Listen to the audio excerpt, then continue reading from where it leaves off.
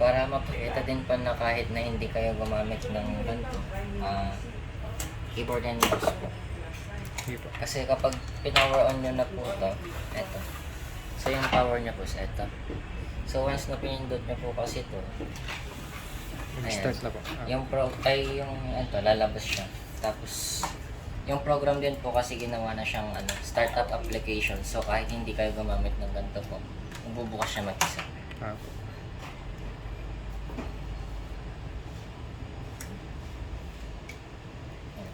So hintayin lang ng onte, tapos mag-a-appear na po siya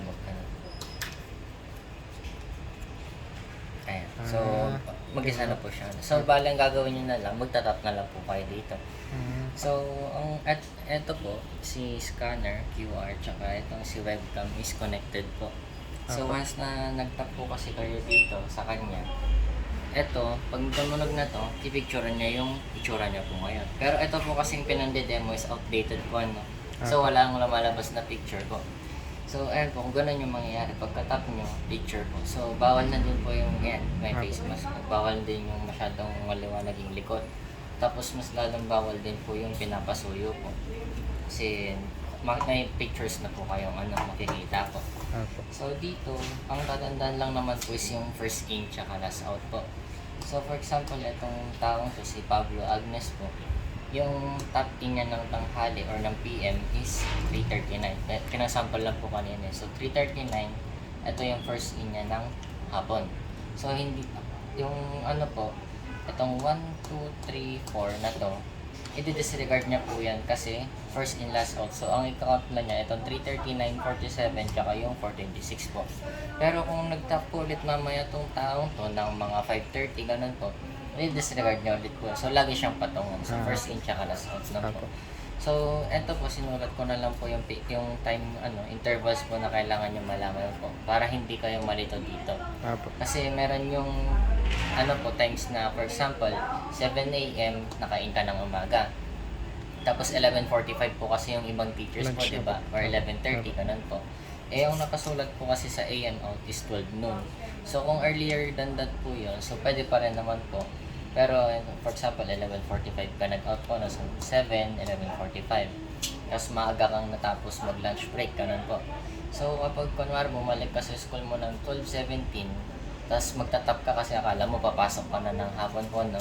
Hindi pa po yun pasok po. Pupunta ka pa lang po sa AM out po. Since ang 12:17 is nandito siya sa time intervals na 12 noon hanggang 12:30 po. So, kung gusto mong mag-PM in po, make sure na yung oras is 12:31 po.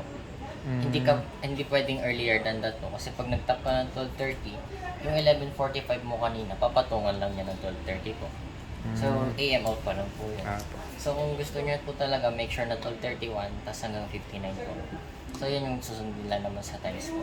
Ang, naman po, mga problems lang na ma-encounter nyo dito is kapag nag-tap kayo dito, tapos hindi lumabas yung pangalan, hindi nagdagdag yung counting po. So, i-close nyo lang po yung program po. Tapos, i-open nyo siya ulit. In case po yung nangyari po yung gano'n, na halimbawa panghapon po kayo, tapos pumasok po kayo ng 12, 10 gano'n po. Ano po yung remedy po doon? Papasok po siya sa AM out po. Kasi nasa interval po siya ng AM. Pero okay lang din naman po yun. Kasi kung isa lang din yung nakita niya dito sa AM po, parang iurong niya na lang din po. Parang ang labas niya, pumasok pa ng umaga, tapos hapon na din po. Kasi ganun yung mga ibang schools din po kasi na sinabi din po ni Sir Eric na okay lang na dalawa din po. Kasi for example, dito sa DTR printing po, ayan, tapos human resource, DTR, ayan. So, ayan po, yung ibang schools po kasi, dito na lang, tsaka dito nagtatap. Kasi yung iba naman po, masyadong malayo daw kung yung sa mga may pinupuntahan po. So, okay lang naman po kasi kapag dito, tsaka dito, kompleto ka, mabubuo pa rin yung total hours mo po. So, okay lang din po yan. Pero kung okay lang din na, bakante yung gitna niya po. Ayan po. So, yun yung mga cons lang ng kulang yung So, balik po tayo dito sa ayan. So, yun dito, kung yan nga, so na-restart nyo na po, no, sa close, pag hindi siya gumana, restart nyo po yung unit. Kapag naman po yung problem is yung ano, sinabi niya dito sa unknown QR code po, mali yung employee number niyo na nandun sa Project Simple. So make sure na i-update niyo po.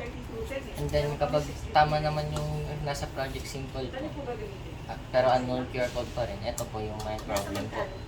So, saan yung box? Box po ng scanner po ninyo, ito. Meron kami ma'am, yung Lahat po kayo neto is may papel po. So, ito po yung pinangka-calibrate kasi dito. So, ayan. Ang unang itutap nyo po is ito. Pero make sure po na naka-close yung program. Ayan. So, i-scan nyo muna yung restore nyo po. Kasi, ayusin po natin siya. So, once na tinap nyo to, tutunog siya. Tapos lang, antay lang po natin. Ayan. So, once na tumunog na siya ng gano'n, na factory reset na siya, ang isusunod naman po natin i-scan is ito po. So, enable naman si QR code since galing siya sa Project Simple. Ayan. So, yun lang naman yung pangkakalibrate po. So, huwag nyo na lang pong wawalain po. Pwede din naman po picturean nyo para may soft copy kayo. Sige po.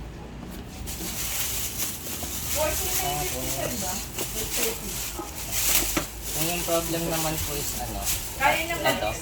Kung yan naman po yung problem, so doon na po tayo gagamit ng mouse po. Ito ma'am yung kaya niyang mag-scan ng logo. So pag may mouse na, itong mouse po, pupunta natin siya dito sa ito, yung Windows button po. Pero right click yung pang pipindot natin. Then, device manager po. So, once na naklik yung device manager, i-click nyo yung camera. Ayan.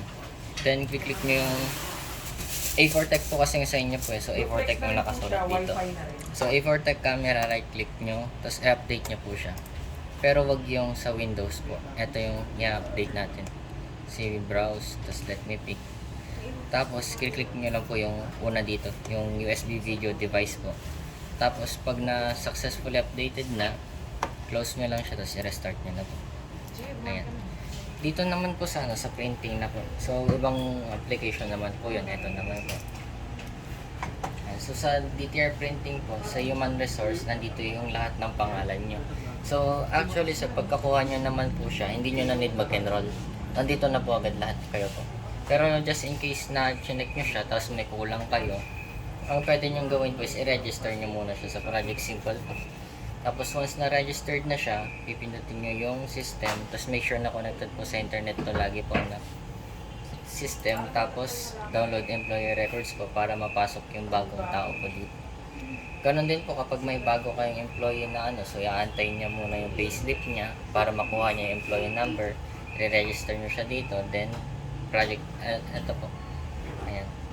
Tapos dito po kasi may bagong siyang features po na dito. Ito po, sa ilalim kasi ng download employee records, meron na din po ito. Since outdated po kasi ito eh. Ayan, so meron na po itong sync daily time record from other stations po. So dito po kasi yung pwede na kayo mag-tap sa iba't ibang schools po kahit di na kayo magpa-register doon. Pero ang lang po dito is manual po siya. So kailangan nyo makipag-coordinate po. Pero sinasabi naman po namin na every once a month lang naman po siya. For example, March 1. Di magsisync na po sila gano'n po. So ito po talaga yung dapat unang gawin bago sila mag-upload po. So yun po, kung kunwari yung sa school nyo na dot-dot, nakikitap ka sa akin na kamiling gano'n. So kung gusto mong makuha yung time mo sa akin, magsisync kami ng February. Tapos po, so make sure din na connected po lagi na internet po. Tapos pag nag-sync na kami ng February, lahat ng times ng different schools, yung dot-dot, ng mga kahit na anong schools po, ibabato na namin sa kanila po. So lahat yung na po, kunwari, dito sa inyo, yung, kunwari, etong si Austria Gmail, may 7 siya na in sa mother school. Pero yung sa out niya, umalis siya kasi nandun siya sa Kapas, ganun po. So bale, blanco siya ng, kunwari, let's say isang linggo siyang ganun yung schedule po niya. Blanco siya dito, kasi nasa school siya po. So kung gusto niya makuha at makomplete yung mga blanco po niya, i-chat niya po or makiki-coordinate siya dun po. Pero lahat na, kasi yung sync po, lahat na, so okay namang sabay-sabay na lang per month po. So once na nag-sync po si Kapas, lahat po ng times ni etong taon to na blanco, mapifill po siya. So yun po yung gamit ng syncing po. Manual nga lang po, so coordination na lang talaga yung kailangan po dun. Etong upload DTR logs naman po, ang gamit naman po na to is ano, na i-upload nyo yung data nyo na dito, papunta doon. So bakit pa kailangan i-update kung yung pagkatap nyo is diretso naman po doon, di ba? So kasi yung ibang schools po kasi madalas na tanong nila is kung nai-edit ba yan, ganun po. So iniwasan po kasi natin yung ma-edit yung oras dito. So once na let's say napalitan man nila successfully kung ano yung oras, so once na natama tawag dito kunwari alas 7 yung 9 AM and na late ka, gusto mong ibalik kunwari ganun, so alas 7 pinalitan mo, nag-tap ka, tapos kung gumana man yung 7, so 7 yung nandito, pero once na nag-upload ka, iba yung oras mo dito sa server ng DO, doon po tayo magkaka-conflict po. So wag na lang po ito try din po. Tapos wag niya na din po ito-try na i-advance ko na lang din po yung about sa BIOS ko. So may nagtangka na din po palitan yung sa BIOS niya. And in the end po nasira yung unit niya. Paano ulit sana ng bago. So parang doble gastos po sila doon. Yun po. Then, ano tawag dito? Yung sa printing naman po, ito. So human resource, tapos DTR, daily time record. Mamili kayo ng buwan. Ayan. So dito, same thing din po, hindi siya na-edit po kasi drag lang. Kung magpiprint kayo, pwede naman din po direct sa Project Simple kasi yung sa Project Simple meron na yung pangalan, status, tsaka yung pangalan na pipirma po dito. Pero kung okay lang naman po sa inyo na nag-handwrite, pwede naman na po dito. Ayan. So etong file na din po to is hindi siya pwedeng ma-save po. Kung sakali mang ma-save nyo siya, hindi siya ma-open ng any applications po. So, ayan. Ang pwede lang po siya talaga dito is print. Ito. So, yung pangalawa.